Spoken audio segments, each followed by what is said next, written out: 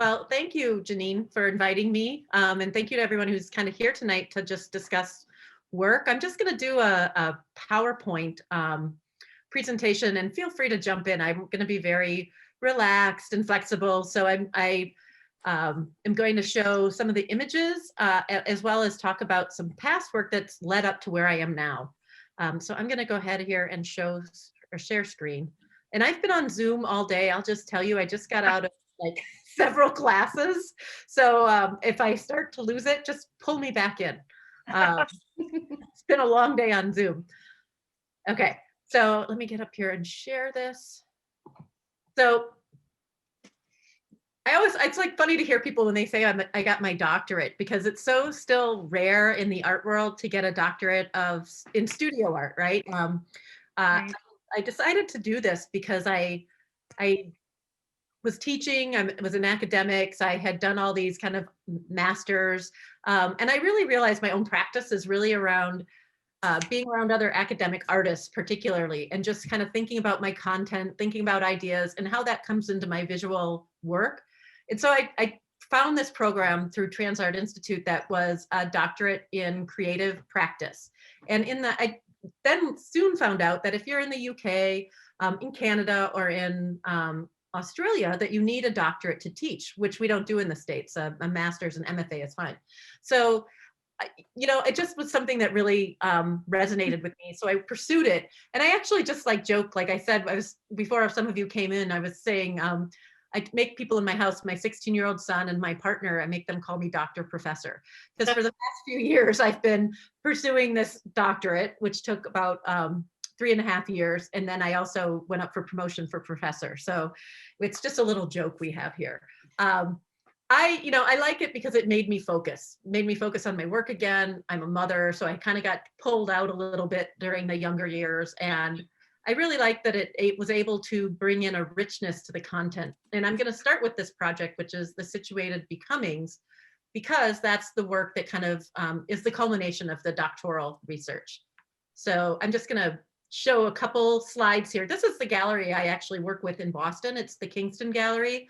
I couldn't find a really high resolution image, so I apologize for that. But I wanted to give you a sense of the space that it is. It's down in the south end of Boston, if you know the area. It's called the SoWa district. It's south of Washington, like all these cities do. And it's really vibrant. There's a lot of galleries, cooperative, commercial, artist studio buildings.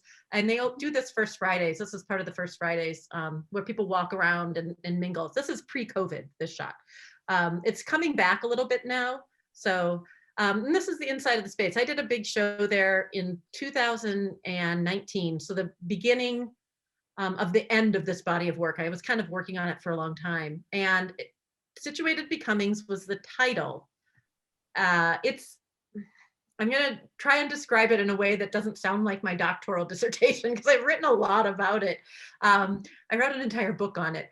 It is all collage based. I'm trained as a photographer. So I teach photography at UMass Boston, but I really haven't made a traditional photograph in probably 15 years. I've done a lot of mixed media, a lot of installation work, and I've come to collage as really the medium of choice. And it comes from a couple things. The fact that I've moved around, I have a smaller studio space. It's something I can actually do. I work between the digital image and the physical image, and collage really lends itself to that. And so when I was working with collage, I got involved in this dissertation, and I had to have a research question. I had to know why I was working in collage. And all of my work historically before this body of work has really always been about gender identity politics. I've come from a feminist background in my undergraduate and graduate education.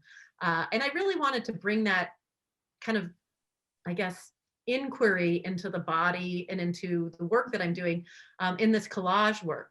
And I was trained to kind of think about other issues of humanism as I was going through my MFA. And that's kind of how we've kind of defined our art world, as it comes to the humanities in the academic world, right? This idea of, humans at the center of things, the kind of base of knowledge, and that we kind of go out from there. And that's how we've structured a lot of our our systems. And there's new discussion both in philosophy and in a lot of other fields about this idea of posthumanism. I am an avid science fiction reader and consumer.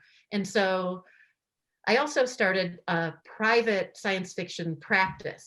And so the complicated thing about this dissertation work is that I found it an opportunity in Collage to bring together my love of science fiction writing, which I didn't want to do a novel or share it with people in that way, into my collage work. So all of these pieces, that's the big lead up. All of these pieces in this are collage pieces that then have, not everyone has a text, but it's based on this story that I've developed about a character named Mir. And Mir can transition genders. Mir isn't a he or a she, but can be anything at any time, including the mix between human and non-human elements. So maybe bird or plant, or thinking about the agency of all of these different subjects, right?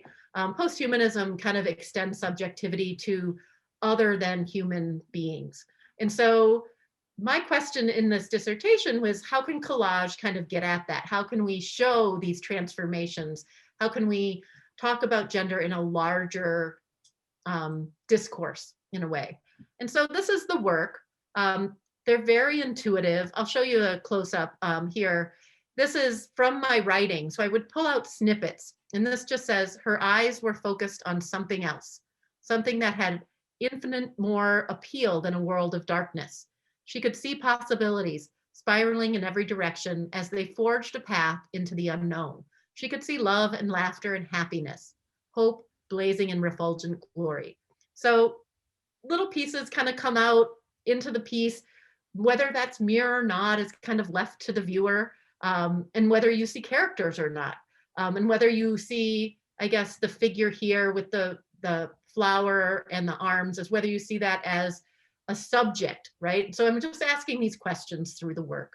I really love the collage form because it allows me to, again, work digitally. I work a lot on my computer first. Actually, I should say all the time. I teach, like I said, I teach photography. And one of the things I really, as digital photography developed, that I lost was that tactile quality of the photograph, right? So when I'm teaching students, we built a new building at my school, and we really played down the wet darkroom. I have a very small wet darkroom, and I mostly teach digital as the introductory course in photography. And I've really been resistant, and I'm not still a big lover of it, because I think that you need that tactile aspect to art and art making. And so when I was working with collage, I was thinking about this idea of what's the relationship between digital montage and something like Photoshop and traditional cut and paste collage.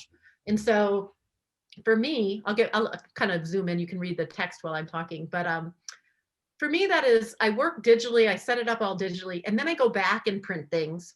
And then I go and cut out those digital prints and make a physical collage. And so I like that idea that I'm kind of doing this in reverse order, right? I'm using digital technology as the sketchbook, really, and then the collage, the physical element, as the actual artwork. And so I like that kind of tension that creates. So these are just some of the earlier works, and they range anywhere from like 30 to 40 inches down to even some as small as 10 by 12. So they're smaller. These ones that I've shown you right now are the larger ones to begin with. This one, there's a character. So Mir had a child.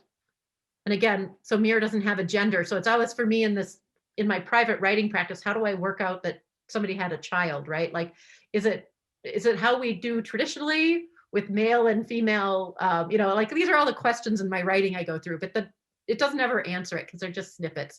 So it just says, N was sure they would end up just like their mother. But then again, there was new tech all the time. Maybe they could outrun the degradation their genetic history held in store for them.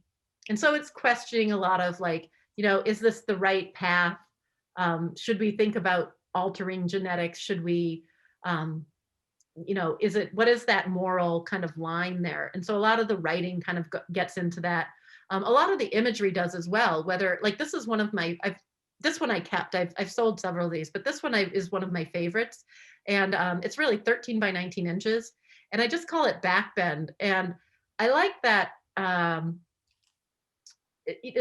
idea that it's almost monstrous, but it's really beautiful to me.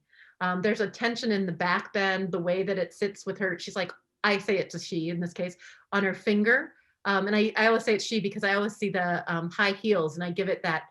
It makes me question my own gender stereotyping when I talk about it. So I'm always like really conscious of that when I'm talking about it. And I love the idea that it's coming out of what I'm thinking about in this one was that idea of CRISPR technology. If any of you have heard of that, that's the new gene editing, and what that will mean for our future. What will that mean for our both our bodies, ourselves, but also our offspring? How will we use that technology? So, and some of the things, just like my little insight, like what I've written about in my dissertation, is a lot of the DNA that's used for some of this is they use a lot of octopus DNA for some reason in genetic research, because there's the way that the genetic makeup. I'm not a scientist, so I can't really say this super clearly, but a lot of the genetic code they can pull out and use for other animals because it has this broad genetic code. So they use a lot of octopus genetic material when they're working in research. And these are just, again, kind of some more. If anybody recognizes, this is actually an artist from Australia that I love. This is Stellark. It's a performance artist. He did a third arm. So it's from one of his performances of a third arm that's attached. So that's just to give you a background of where my work for the last, I guess 3.5, 4 years has really been. And I did, at the end of my thesis, did a piece called Polymorphosis, because one of the things I was questioning was, I brought in this notion of becoming in my dissertation, and becoming is just this process of change, right? Continued change, continued evolution. And I realized I'm working in still media. And so it wasn't really becoming, it was fixed. As I show it, it was fixed. And so I would go back. That's why the dates on my work usually go from like 2019 to 2021, because they're never really finished. I would go back and work on them because I thought they should be becoming something else, right? And I finally just broke down and said, oh, I'm going to do a video because it's time-based and I can get at it. Like, it can change and alter in the video, the course of the video. So these are just some stills from that. And here's like a kind of sequence of things that happen. That's an animated, it's in the same style. And I chose to do it with the same pieces that body of work had, with just different backgrounds. I'm going to pop into the actual real video here. It's on Vimeo. And I don't know if you'll be able, you have to tell me if you can hear the sound when it comes up. The polymorphosis just means change, continued change, many changes. Can you hear that? Yep. Okay. So the sound isn't super important. It's like kind of like a background, but I won't show the whole thing. It's about 9 minutes long.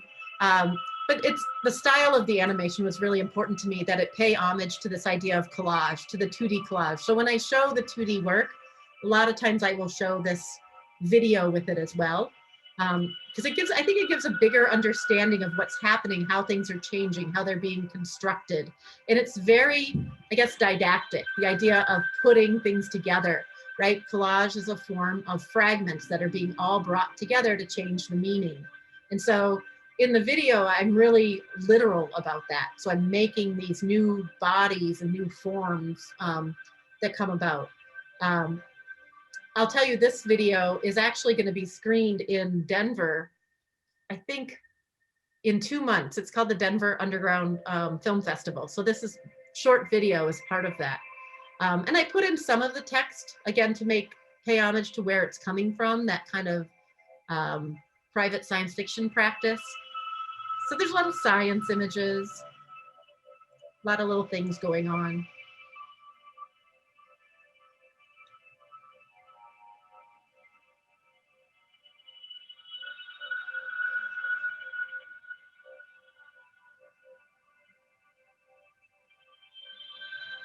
I'll go through one little section here and then we'll stop.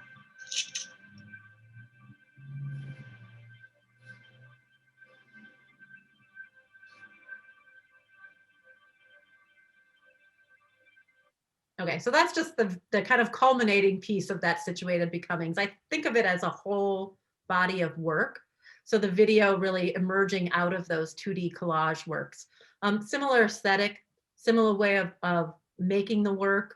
And then what I've liked about the video though, and I'm actually working on a new video right now, is that inclusion of sound. I think in this one, the sound is there, it creates an atmosphere, but I didn't exploit it enough. And I think that that's where as I'm working on the new video, I really want to investigate how the sound can become more of that and what it means to collage the sound as well as the actual visuals of the video. So thinking about sound as a collage.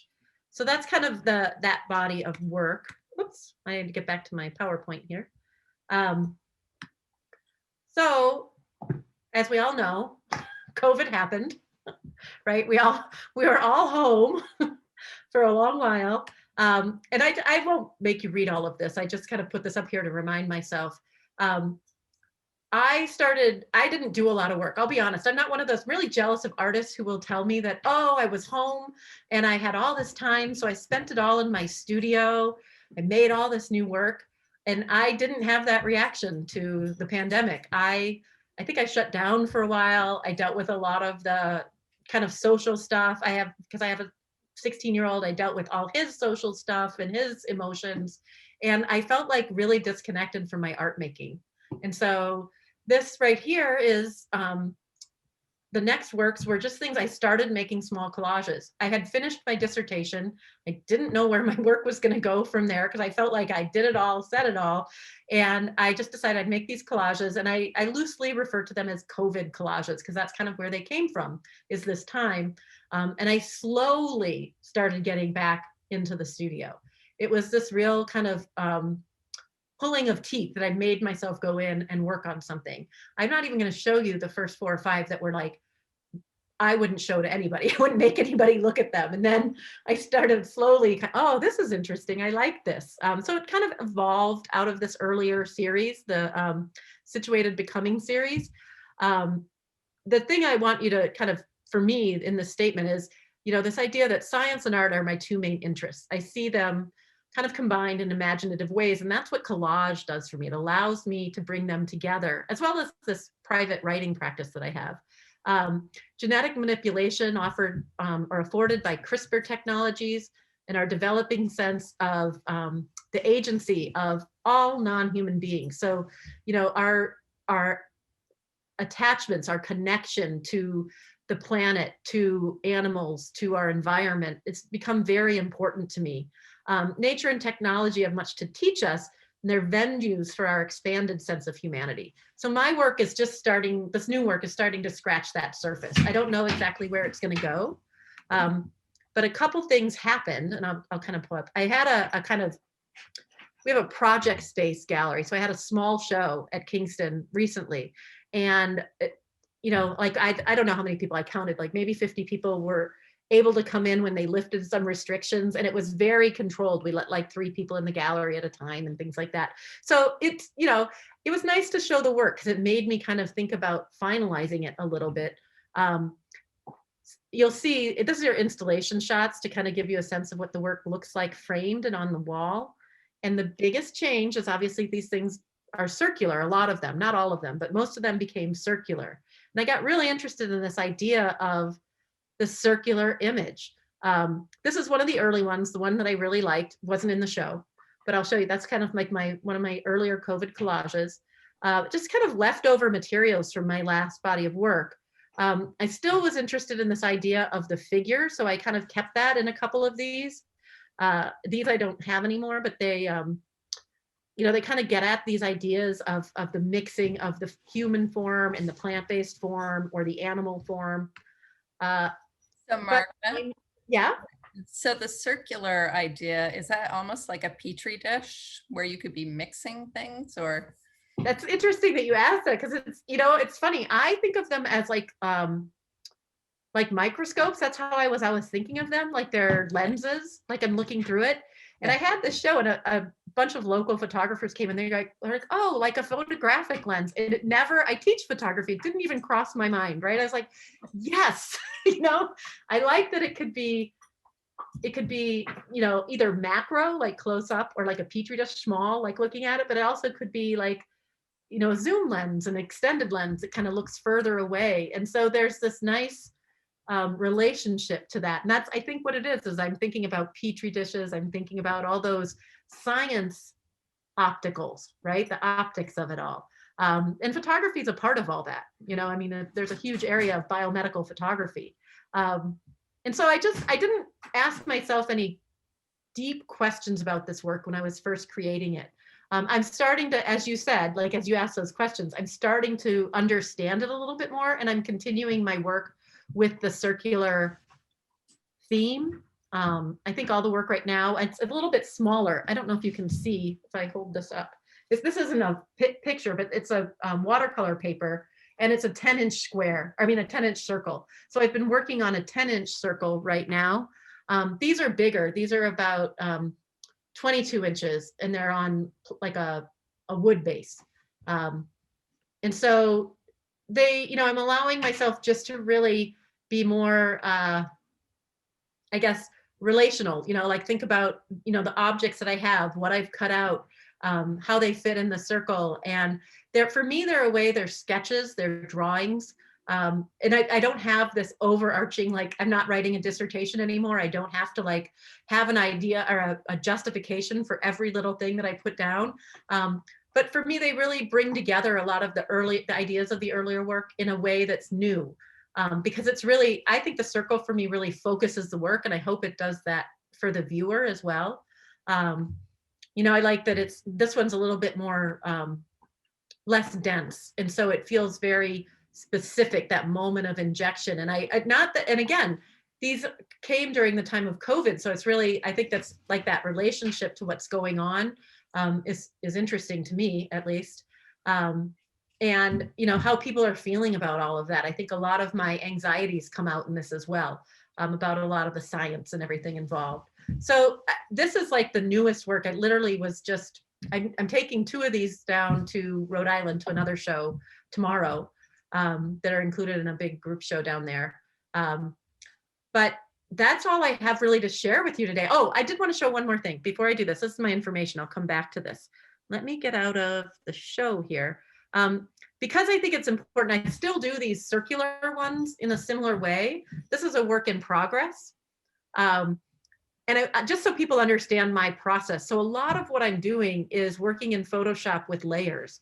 And so I work in the computer first, and I might turn things on, see if I like them, you know, turn them off, see if I want to put a space in there. This is from something else. I just put these other layers in here for demo for you right now, you know, and to bring in and see how things might relate if I continue with other elements. And so Photoshop I has found, what it really allows me to do is I can print out each individual layer, and then I can cut them out for the final collage. And so it's a really great tool for me. And it's, again, it's like this idea of a sketchbook. So I can decide if I think the figure doesn't even need to be in there, what does it mean with just the stitching and the kind of cellular structure. And it makes me just kind of, I just kind of play with it through all these layers and adding in different images that I cut out. So this is how my process is. And then it will go back to the inkjet printer, back to the cutting board, and then applied with kind of an archival. I use archival papers and archival glues. So that's my process. I'll come back to this. This is just on the screen. This is my information. If you have any questions, I have my email, but also somebody mentioned my website. It does need to be redone. It doesn't have the newest stuff up there. This is my gallery and my art seat. So, but I'm hoping people have questions. I'm going to hop out of the share here. But if anyone has comments or questions, I'd love to have just a conversation about it. Well, I have a comment. My stepdaughter graduated UMass, and she's an artist, and she did glass. She studied glass, and she does glass sculpture. So I'll be forwarding your information to her. She could probably go. Oh, wonderful. Is she in the area still? Yeah, she lives in Boston, in Roslindale. Oh, fact, it's interesting you say that because I have another, well, send her my information. Maybe she'll contact me. I have this glass casting project that I'm in the back of my head. Because I like the idea, all those shapes that are circles that like the cells. I like this idea of casting a whole bunch of little glass cellular structures as He did a lot of terrific stuff. Yeah. Doing this stuff. Her name is Hillary Facio, and I'll Okay. so I will give her your info. Fantastic. Thank you.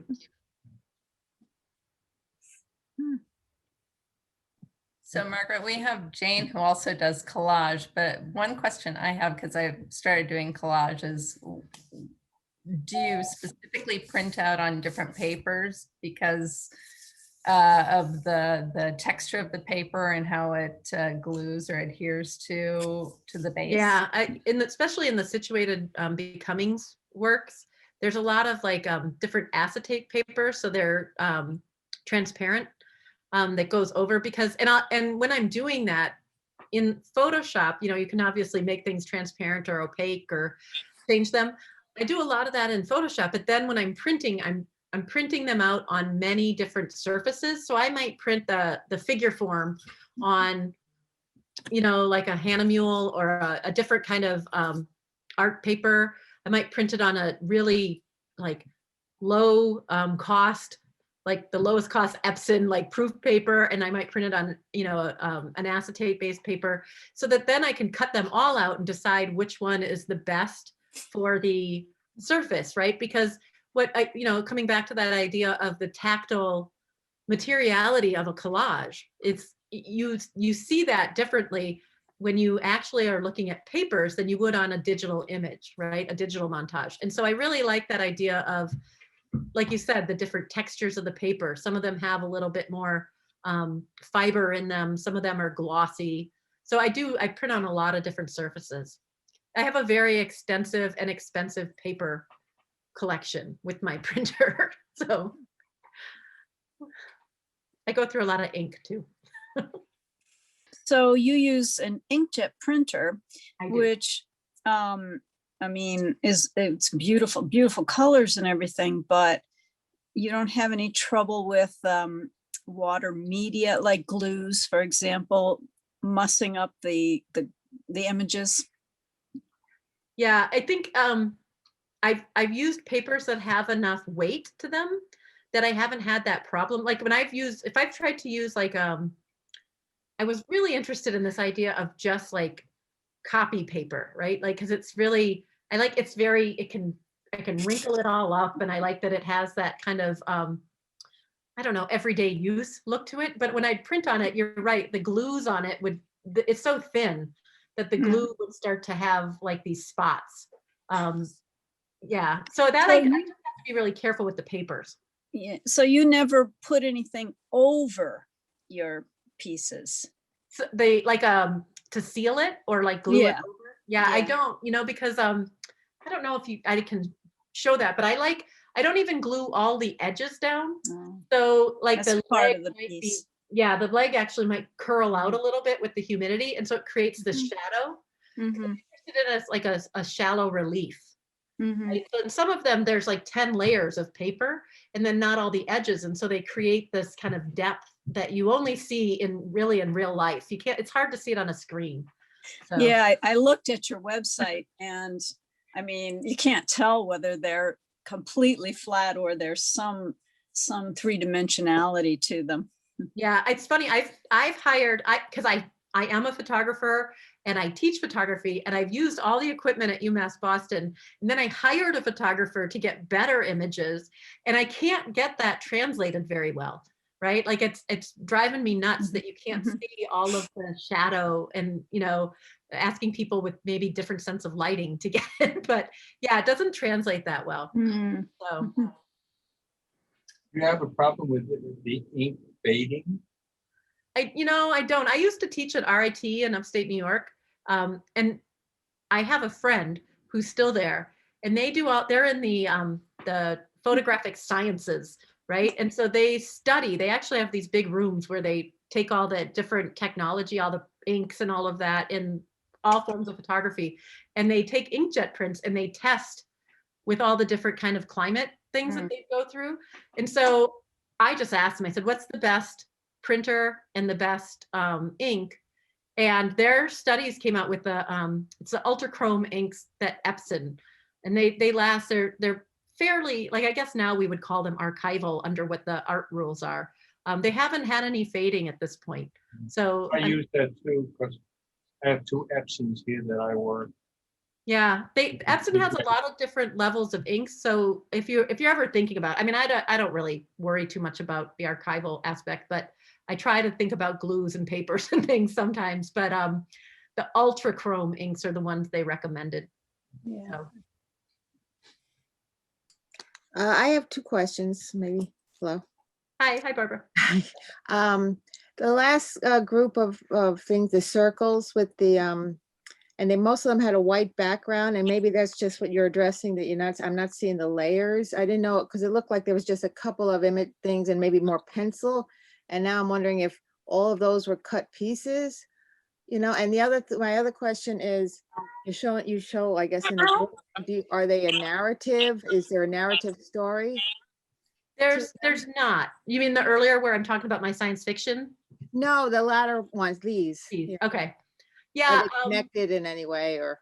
Okay. There's not a narrative. I think it's because I had worked so long with that idea of coming from my science fiction that they may relate to things I'm thinking about in my writing, but they're not, I don't see them as maybe linked to each other like in a traditional narrative. But they're not all, it's funny you say that, because the way I realized when I showed these to you guys, I went from this to this. This isn't the order I made them in, but this is the last one I did.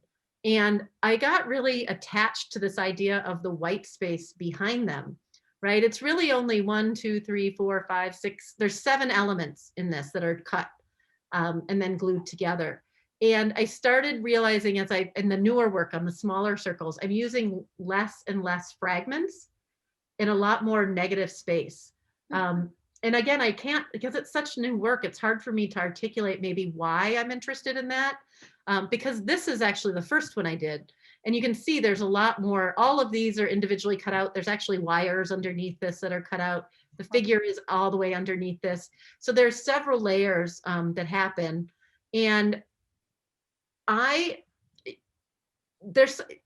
found myself when I was doing these, I kept thinking like, oh, I have to work with the circle. I have to fill everything. And it didn't feel genuine as I was moving on. And so I started thinking about, well, what if I didn't think about the circle as something for the fragments to interact with, but I started letting the negative space have a little bit more weight. And so these are the ones that I did the last of this body of work when I was, of these new works that I showed. Now they look a little bit more like this. And it's funny you say drawing, because none of these have drawing in them, literal like pen and ink or any kind of traditional drawing, but I'm drawing now into them with, I don't know if you can see behind me on this wall. I sketch when I'm working in video form. I'm working with a colleague who's helping me with the sound, and I'm doing, let's see if I can get closer. I don't know if you can see this. Get to see my whole space here.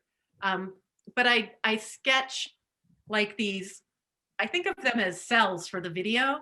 So it's almost like traditional, here we go.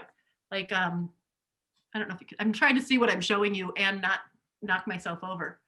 But so they're just sketches that I've done to kind of talk to him about what the video's about. And he's like, I really love the pen and ink drawing. He's like, you should include that in it. You should get the pen and ink in there. And so now I'm drawing onto those circles, and I'm actually trying to record myself drawing for the video as well that I'm working on. So I think it's funny that because you're not the first person who said to me about the drawings. I think of these, people refer to these as drawings, and I think it's something about the space and the shape and the sparseness in a way. And so I'm really trying to embrace that and see where that'll lead me in the work, that idea of drawing and literal drawing now. So looking at the chat, I see something in the chat. Oh, yeah, I think Mary would like to see the whole Vimeo video. Oh yeah, it is. Oh, I didn't put it on here. I'll pull up the link. I'll show you where it is. You can search my name, but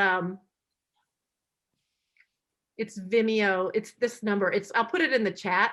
And it should take you right to it. But you can always search my name on Vimeo. I'll tell you, mostly what's on there are recordings of my classes. Yeah, I'm curious. It sounds like there's several people who do collage or photo-based work. I know, Janine, I've been watching a lot of your collages kind of show up on Facebook or Instagram. That's great. Yeah, although those are all done on wallpaper because I've collected so much wallpaper over the years.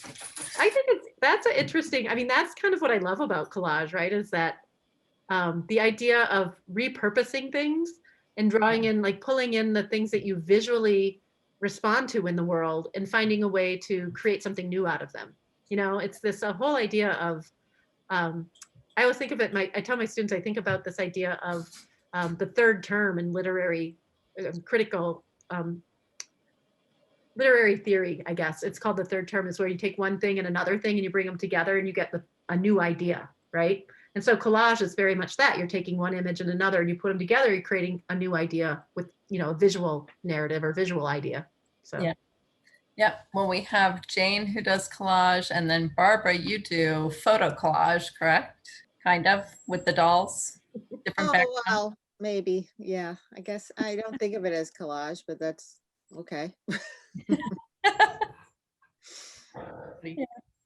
Oh, I was going to ask though, practically those white circles, how if they had a depth to them and what the size was, and also where you get these cool white frames. That's funny. A lot. That's like the big secret for everybody. How'd you get those frames circular? They're now I'm gonna they're 20 inches circles, and then they're about 2 inches deep, the framing on them. So they're almost like a shadow box. So in the inside, so I have some room inside that frame.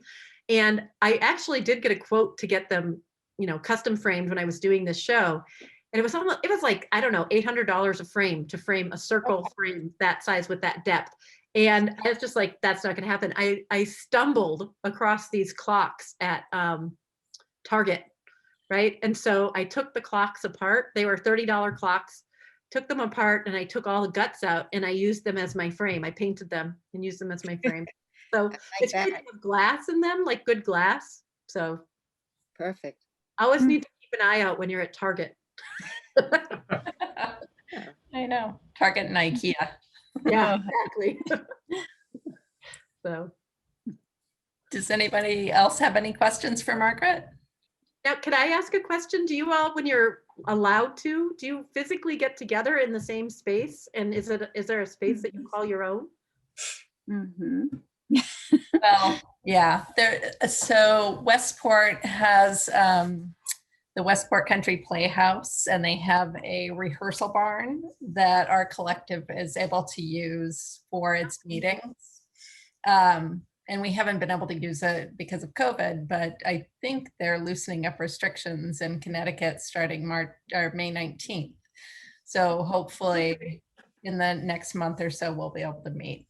Yeah, I mean, it's funny that, you know, Janine and I have known each other since, like I said, literally, I think since we were 19 years old. Yeah. And the fact that you now, because you were in California for a while, so like I just didn't think about, like I wasn't out there very often. Now you're so close. We should definitely, I'll come down and see what the group is doing. Oh, that would be great. We would love to have you stop by and come into one of the meetings and stuff. So It'd be fun. and we can also escape and go into New York and New York Day. But any other questions for Margaret? Margaret, I am just amazed with your transformation from, you know, when you were at Iowa State, when I first met you, to then, you know, being at University of Iowa, and when I came to visit you at Boulder, and you were doing kind of more the gender work, and now with the collage and the science fiction. Now, tell me a little bit about your writing practice. So are you writing a book, or are they kind of short stories, or? I always call it my private practice because my intention is not to publish. I mean, I don't have, but who knows what the future brings, right? I had a lot of pressure in my dissertation journey for people to want to read it and publish, and I should do this because it's very, I guess, traditional. If you write science fiction, you want other people to read it and you want to do a narrative and a book. And that was never my interest. I just kind of started writing down these ideas that I had about, a lot of times I did relate to what was going on in my artwork. And so it was a place to kind of record things, almost like a journal for myself. And so they're very fragmented. They're very,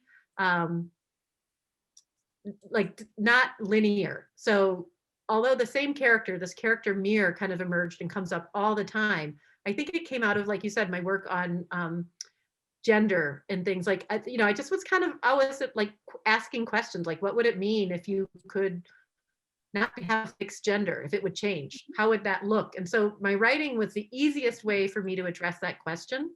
And so now that has kind of finally made it into my artwork, right? So that private practice is private for that reason, is that I don't have a publication or a desire to really share the whole body of that. But it does, it definitely informs what I'm doing visually a lot. So it's a place for thinking. I think of it as a place for thinking. Yeah. So. Now, do you, when you're showing the work, do you put it in chronological order of your writing, or it just depends on how you know? Yeah, and I don't even keep the writing in any way that would be chronological. I kind of go in and out of it, and it gets all messed up all the time. Okay. So. That's great. And so you've started this new kind of body. Where do you see it going? I anticipated this question, and I still don't have a very good answer. I like that, it's funny you asked right away about the Petri dish. And so I know I'm on to something. It's something that I see. I like this idea that the lens can both look closely and look at things that are far away. And so right now, my challenge in these littler ones is how could I show that in my collages?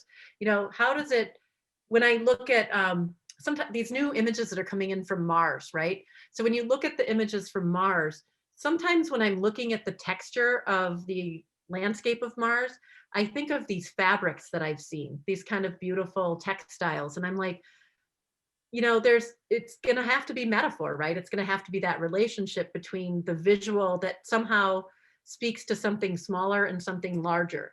And so it's not really an answer to your question, but that's kind of the problem that I'm grappling with right now, and why I want to make the work.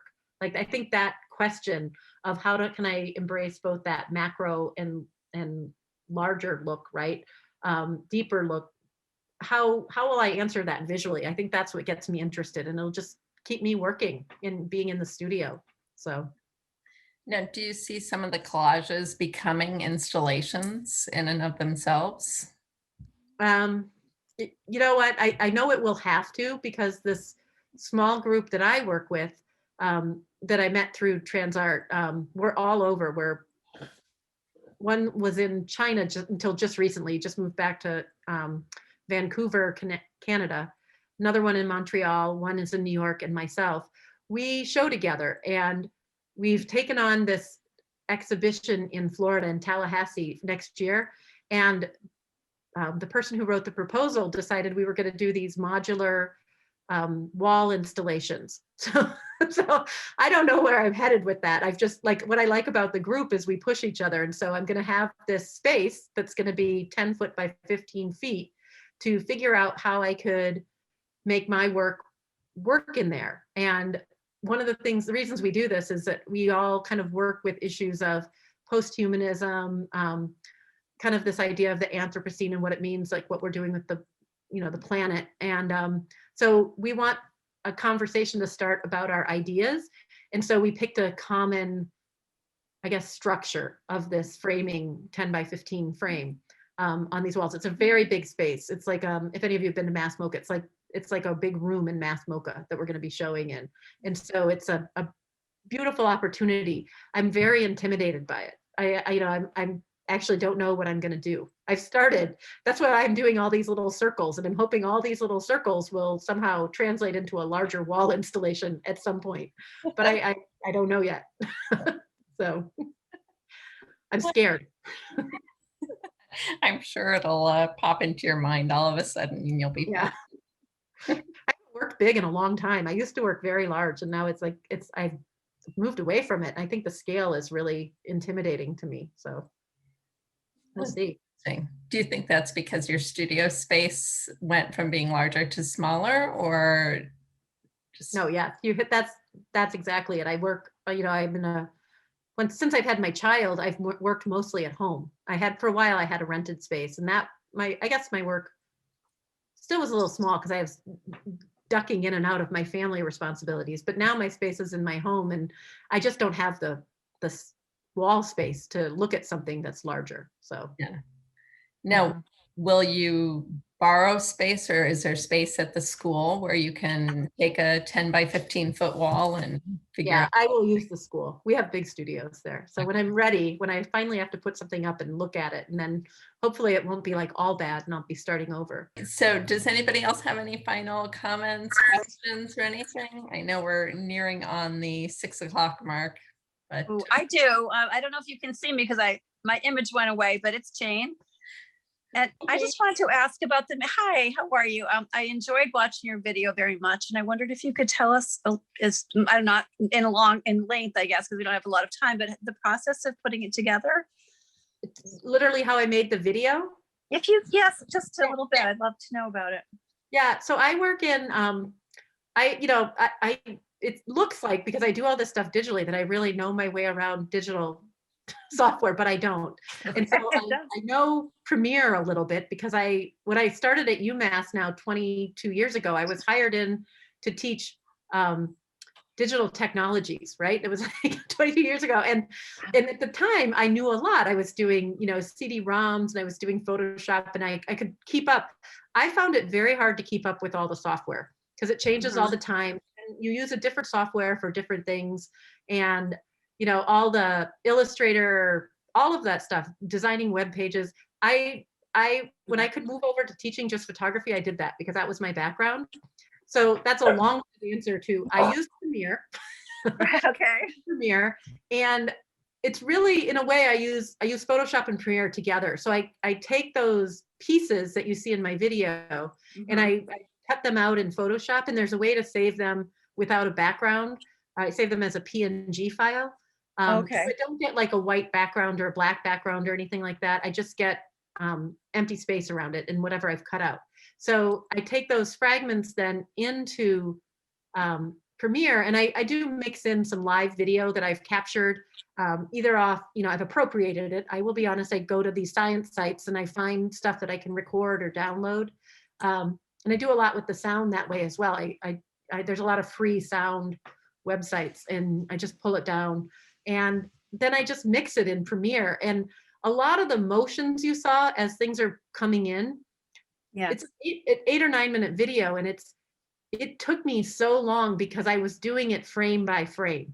So the piece was moving, and I was setting what are called keyframes for every single movement, and it might be a 100th of a second that I'm setting a frame. So I'm doing that through the whole thing. So it was very tedious. But I wanted the pieces in the video, like a lot of times there's moments in the video where the fragment that I've cut out matches up with the live video and it follows it, right? So I had to keyframe what was going on in the fragment to the video that I had borrowed.